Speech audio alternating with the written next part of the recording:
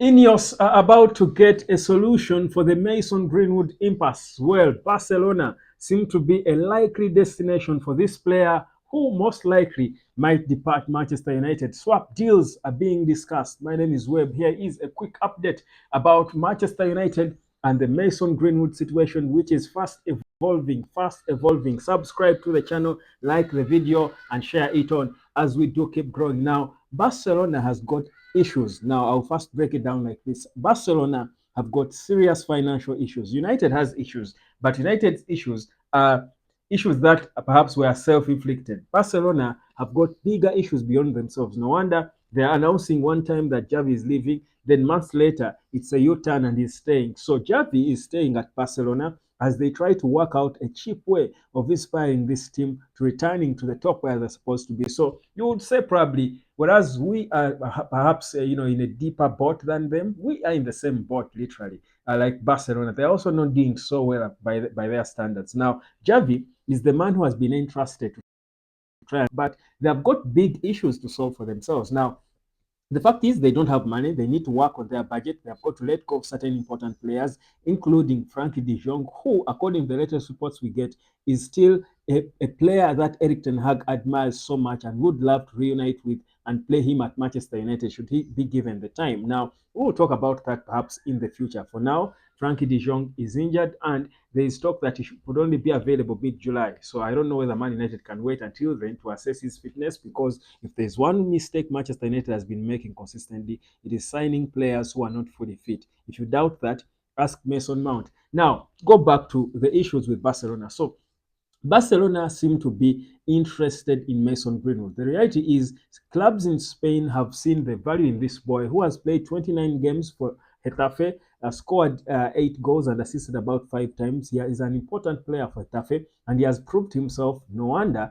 big clubs in Spain are trying to go for his signature. Now, Manchester United is in need of players, yet they don't have so much money to spend. Now, the plan is Barcelona are trying to entice Manchester United with some players they have that could be of interest to Manchester United to see if they can force through the swap deal. So, of course, Barcelona has got players like Aruja, who beautiful, beautiful defender. I think the best in Europe right now.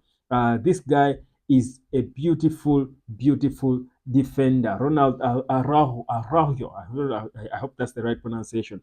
This guy is Uruguayan. He's a Uruguay international, 25 years of age. He would fit in perfectly at Manchester United. I don't think, honestly, Barcelona would be willing to let go of him. But if you ask me right now, he's the best centre back in the world. He's such a complete defender who would come in and fit into any club in the English Premier League. So they have got that one. But also, there is a young boy, a striker who Javi does not consider. He's called Victor Roque. He's a 19-year-old kid who they signed just, I think, about 2023, I think. He just joined Barcelona, 2024 actually. He joined Barcelona recently, early this year in 2024. And he played, I think, on his debut, scored a goal. I think he scored 2 goals so far. But Javi does not seem to appreciate him. In fact, it is said that he does not talk to him. Javi does not talk to this boy. Whatever happened between the two, they signed him from Brazil, from Atletico Paranaense, but tied him down to a long contract that goes until the end of 2030. I think 2031. Then gave him a buyout because of 500 million, but just barely a year later, this boy is not in the plans of Eric Ten, of Javi. So United, he's a striker. He's only 19, and a Brazilian striker who is 19, who was even called to the Brazilian national team for once. He played, I think, a game against Morocco. They lost that friendly game. I remember I watched it, and he was a promising young player. It shows he has got talent in him, some potential in him. Now that's the other player that Manchester United can look at as perhaps maybe the replacement for Anthony Martial if they don't have money. So the plan for Atletico Madrid is to try to get some players who they feel they can deem expendable. They can deem, these are players who can go, they can do without, who are surplus to requirements, offer them to Manchester United and try to convince them to let go and release Mason Greenwood to them, because they know Greenwood is an A player. He's a player. So of all players that United would be interested in at FC Barcelona, I think any of them can quickly make a direct swap deal with Mason Greenwood. So that's a plan that apparently they are contemplating. You know that Man United needs a centre back. I spoke of that man. Araujo. But I think the Uruguayan pronunciation should be Arroyo or something like that. So is that Arroyo guy who is the a defender. Then you talk about players. You talk about players like De Jong. If Erik Ten Hag still wants him, still it would make sense to swap him with Mason Greenwood if United feels they probably they need him so much. Then this boy, perhaps if the swap deal involves this boy, it would involve some cash as well because the valuation of this boy, the striker Victor Roque, besides him having about because of 500 million. I think it's not active because he has not played a certain number of games. So they are valuing him now at about 30 million euros.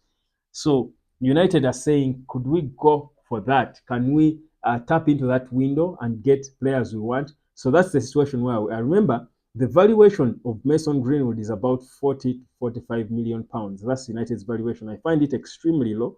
Honestly, I find it extremely low. But perhaps, of course, the guys who come up with these figures based on how much you invested in, and of course whether you bought him or whether he's an academic kid. I don't know whatever math for me doesn't make sense, to be honest. But the reality is, if Manchester United are not willing to keep Mason Greenwood, I think they need to get a very big important player from Barcelona.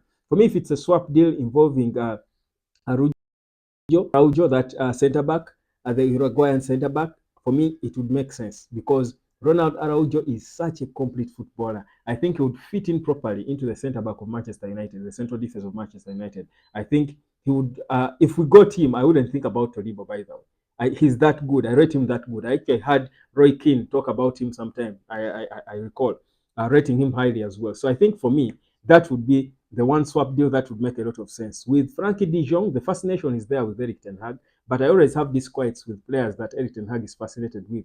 But he's the manager. If they choose to keep him in yours, and they, of course the Jason Wilcox and the teams around feel he's good enough, and they want to swap him for Greenwood, perhaps makes sense. They could go ahead and do it because they would have gained a player, an important player to them in their eyes. For this kid, if it's going to be a swap deal with him, they should involve some cash. Barcelona should add some cash to Manchester United. So that's where we are. So these are two clubs that are in a bit of the same boat, like I said. Both don't really have a lot of cash to spend, but are desperate to make moves in this summer transfer window. And they'll have to use what they have. Would that be a bad idea? Perhaps not the worst, because these are elite players coming in for an elite player. That for me would make sense. In fact, if anything, I would rather have Arujo instead of having 30 million pounds in cash. I would rather have that direct swap deal because this guy is good, really. If you've watched Barca games, if you watch games critically, if you're technical, you would know how good this centre back is. In fact, I think I would rate him higher than Todibo.